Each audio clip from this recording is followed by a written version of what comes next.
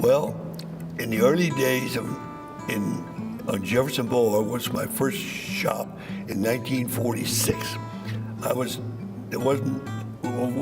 one of the first speed shops then, and there wasn't many. And I used to hand make parts for the little individuals for the street routers. And that's how I really got started making parts for practically no money.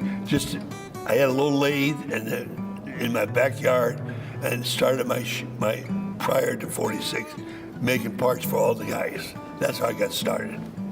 Then it grew into Anson Automotive, which I had a partner named Jack Andrews. My name was Louise Senter, and we called it Anson, A-N-S-E-N. Well, back in those days, I think there was a lot of little shops, but I was the original true speed shops. I had the first mail order catalog that was ever put on the market. It sold for 25 cents a catalog. And I had, back in those days, I made stuff that an ordinary guy would come up with an idea and you'd make it. But that's the way the industry grew. And I made over 1,000 different items, more than anybody in the industry. And all the time I was making something new every month. Maybe I made a big mistake by doing that. My first time in Indianapolis in 1946, I went back with a homemade race car with Louis Brahmi.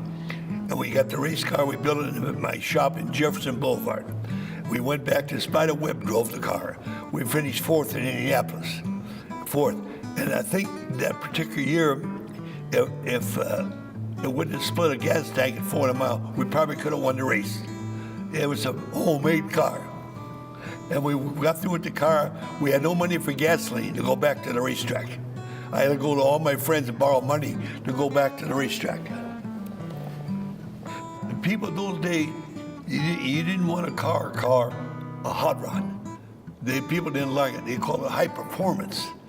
But the real name, the high performance, then later on, the hot rod grew with industry. But really, if you said hot rod, you was a bad boy. But high performance was the magic word.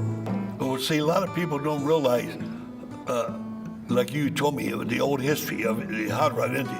It really is back a good history of the industry.